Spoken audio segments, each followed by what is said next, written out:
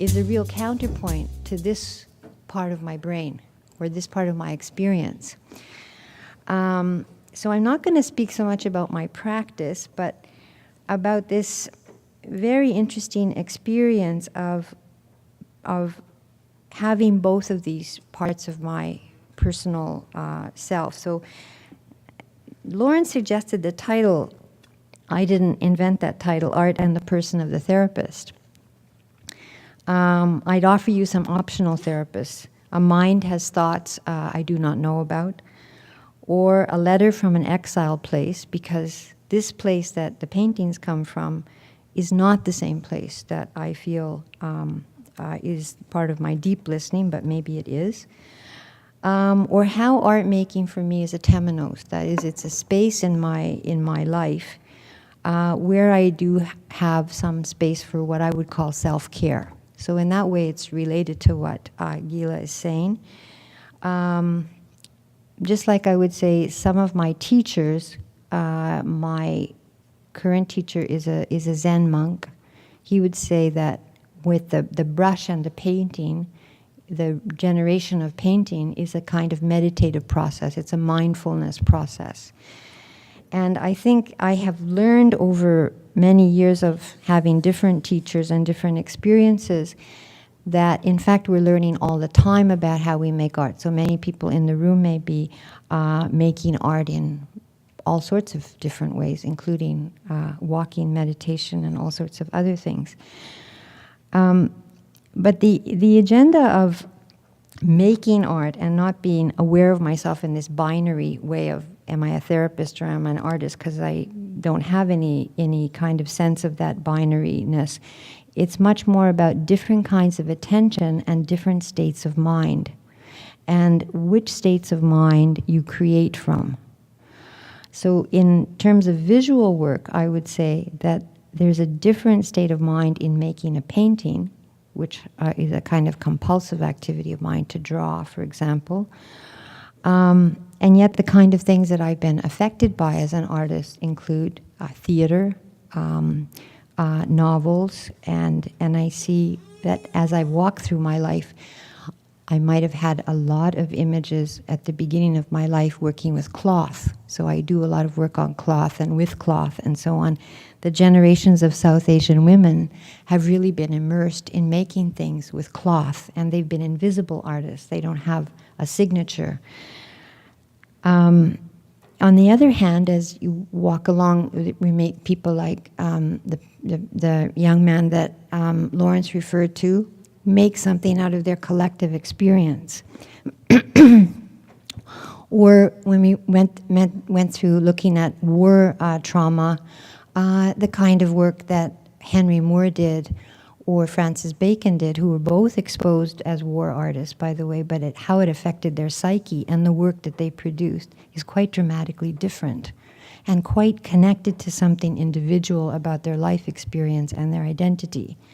Or what W.G. Sebald does with images interspersed in a novel, where he talks about walking through a silence, the silence of being German and having experienced the war, and then having that silence make him ill and carrying that silence with him into the novel writing that he did. And he felt he couldn't write a novel without images. And I find that's a very interesting relationship.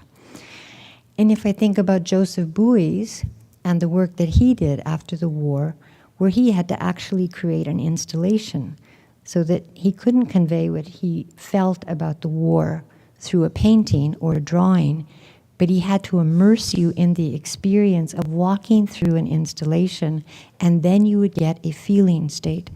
So these are kind of very interesting experiments in how do we convey something that is both visual, experiential, it's in our body, and it's in a state of mind. And I suppose I would say that's a kind of adventure without any closure for me.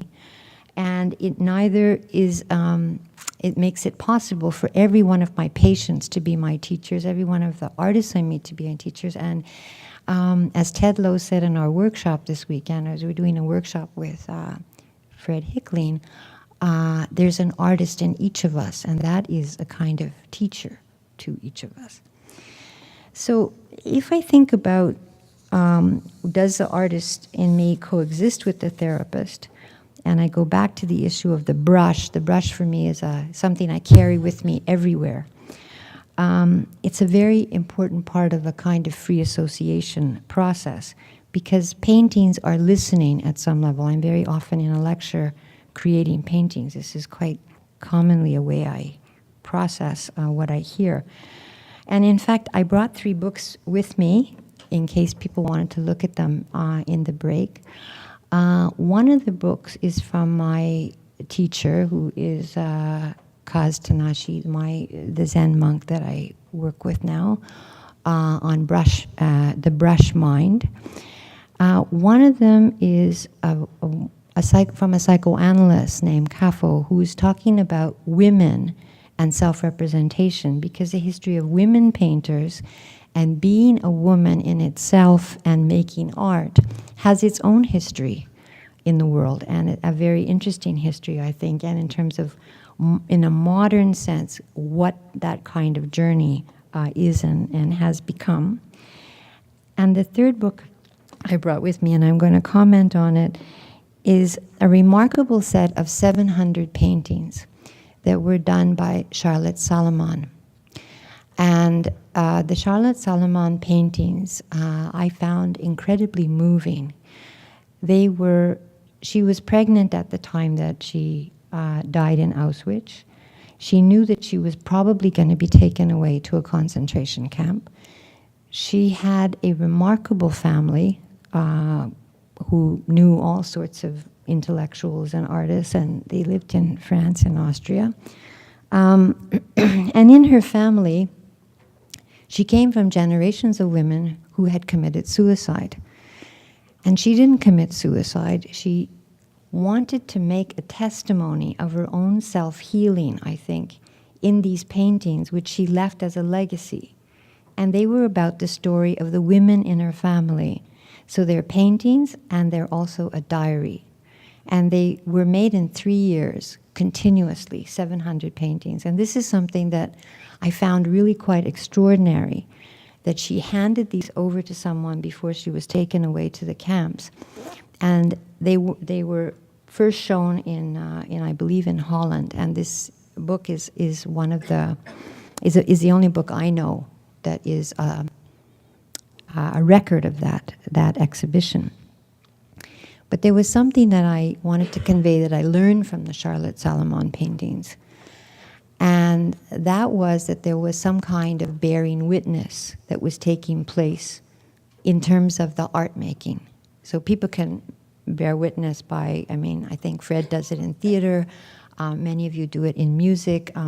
The young man did it in a musical, taking in and giving out. But I think it's a very important issue about the connection that we make after we finish a piece of work. And many of my works I've always hidden away in cupboards. I have cupboards and cupboards of drawings, which I never intended to show. But then I began to show when I met some people in my life who fostered that kind of activity of showing. So exhibitionism, or exhibiting art, is a whole other agenda for the therapist, because whereas in the therapeutic space you're making a transitional space, a safe space that's very intimate and safe for someone else, it's very important not to reveal yourself. You're always revealed in your office anyway. You're always evident to the patient, but there is this kind of insignia about neutrality and invisibility that has a counterpoint to something that we would be I felt very uncomfortable with for a very long time. So that's another issue that has always kind of been a tension. And in fact, I had an exhibition here in 2013 when the Charter of Values issue came up in Quebec. And I took out a lot of old drawings, which were my drawings, which were really inspired by working with refugees. And they were drawings in which I felt that every person I met in my office that was telling me the story of being a refugee and being rootless and being exiled was evoking some very deep things in me. And one of the things it was evoking was the refugee story in my own family, but it was also their story, and it was about the vulnerability and the psychic skin of the vulnerable person who's disattached or has a dismemberment of their sense of home. And I think that's one of the themes in my painting work. It's a collage between the worlds that I've lived in, that lived in my generations, because I'm a third generation person, and that kind of endless knitting together of dissonant worlds that are never going to fit together. So I've accepted non-closure. Most of my acceptance of that is in the art pieces that I'm making. So sometimes I might have bits of paper that I'm picking up in airports or on trips or any number of places, and they come up in the paintings. And when I'm painting, I don't ever usually have a plan. I have a white piece of paper, and then the painting starts. It's sometimes very spontaneously, and sometimes I will add to it over a period of time. But the people who make my paper, my friends who make paper, they've taught me a lot about how paper actually can speak to the artist. And so it's not just about what I'm putting onto the paper, but the relationship that the paper has with me and the cloth has with me. Like, I used to collect Tibetan flags, and I eventually, over many, many years, I've been working with Tibetan flags in all sorts of ways, because Tibetan flags are extremely resonant with me, with healing and with certain kinds of very positive memories that come from other parts of my life. Now, I'm also, if I was to think about the other part of my mind about art making, trained as a therapist and a psychoanalyst and a psychiatrist and all that sort of thing. And I would say that Winnicott was one of the big discoveries of my life, to understand how Winnicott formulated transitional phenomena, transitional space, and how he worked with Marion Milner when she talked about, in her book, on not being able to paint, about the inhibition of creative process. So that was a very important discovery for me, is thinking about inhibition and letting go. That's about direct access to our psyche. But whereas Winnicott, in many ways, opened up that space, and I would say even Freud kind of democratized the genius of saying that we all have a creative unconscious, and we all have access to that space within us. Psychoanalysis has an incredibly reductive process that goes on as well. And so there are all these tensions, if we think about how Jung actually came and incorporated much more in art therapy and other work that he did on symbolic transformation, about various other kinds of ways that he could work with visual imagination.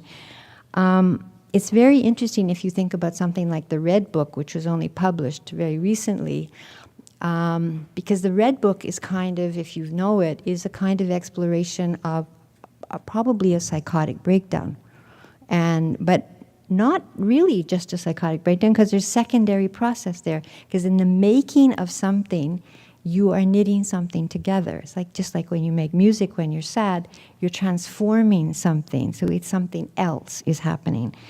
And I was very interested in what Winnicott, who's one of my heroes, said about Jung in that period when Jung came to the Tavistock. He said, well, Jung is obsessed with mandala making, and in fact, this is because, and this is how reductive psychoanalysis can be, in my opinion, it's very reductive.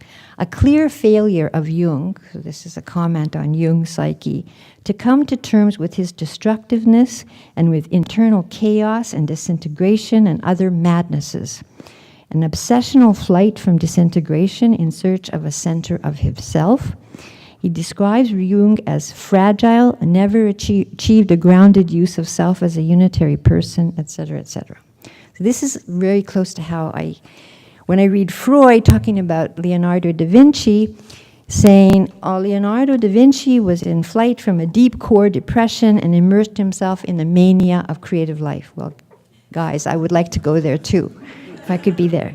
Okay, So, so I mean, these comments are kind of, I know they're meant to be comments that are very psychoanalytic, but you can see, my point is that would be enough to turn you off being a painter right away if you were in the psychoanalyst office. And I had some very interesting experience with the people I was in therapy with, because when I was first in therapy, I was in therapy with someone I was very divided about. I went to medical school at the same time I went to art school, by the way, because I wasn't really sure I wanted to be a doctor.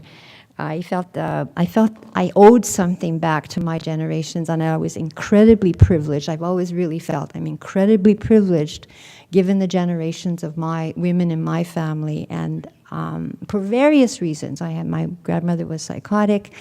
I had a brother who was autistic. I saw a lot of suffering in my life, and I felt this is a great privilege to be a physician and to be a healer.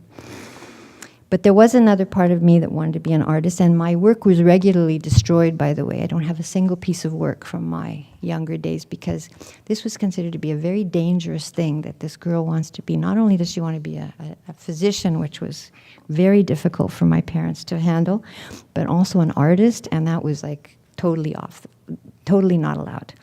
So when I came to McGill, I started going to art school at the same time. But the first person I was in therapy with was very open to this binary, if you like, of myself, and encouraged my art making. And later on, I went to India and I lived for some time, and I had another analyst who I worked with, very encouraging of that process. And when I came back, I decided to become a psychoanalyst as well as study psychiatry. And the first the person I had when I came back from India was incredibly destructive. I'm sure he was demented. Actually, he was demented.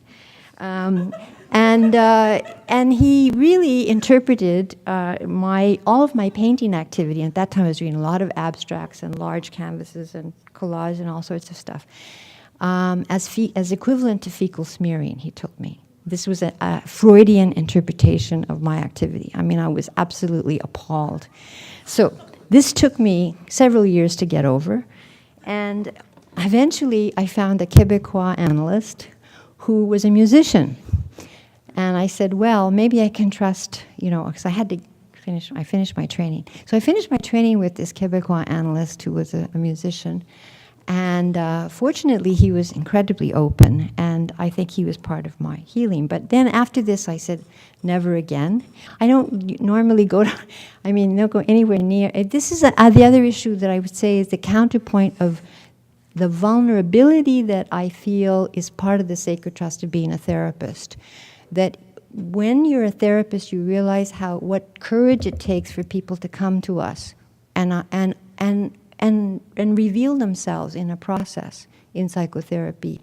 And I think that being this artist part of me, I think, feels very in touch with that vulnerability and that exposure of the self, and the care that it takes to be very respectful of that process and of motivating people to take hold of their own narrative, and the pragmatism with which they carry on what they need to do to heal themselves. And I think I think these are life lessons that we learn through absorbing other people's suffering, thinking about other people's suffering, thinking about our own suffering. And I think I'm very privileged to have the art space. In a way, it's like a mirror for me of things. There's sometimes when I actually do a lot of art and I know I'm going to destroy it. I used to destroy a lot of my art myself. I've learned to put it away and to not look at it until I'm ready to look at it. And I think that's a lot like psychotherapy too, that people reveal themselves and they have to have a space that is safe enough that they can reveal themselves in a way that is within the safety of exploring what Bion called the felt unthought. That is that whole process of taking a feeling world and then putting a narrative and an organizing principle on top of it, which is what verbal language gives us and what the whole process of therapy and healing gives us. Another part of this, of what I'm talking about then, besides non-closure, is the imperfect and the tolerance for the imperfect.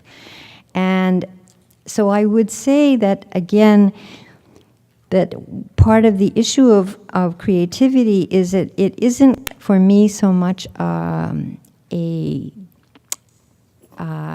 something that I can explain. It's much more of a process that involves some kind of inner agency. And what I really have loved over the time that I've been working with children, and I think I shared this with Fred, because Fred works with children now with us, and we work together on the Child Project in Jamaica. This whole idea of being able to create a safe space in which children are allowed to actually have a sense of voice and agency, because that there is no difference for me between children and adults in that sense. That how do you get to a way of making a space in which people feel that they are allowed to express that and also reflect, because reflective function is a very important part of healing. Containment is a very important part of healing. Holding is a very important part of healing. And I could say many more things about this, but I'm going to stop here, because I'm sure we're all going to have many discussions throughout the day about all sorts of aspects related to this topic. Thank you, Lawrence.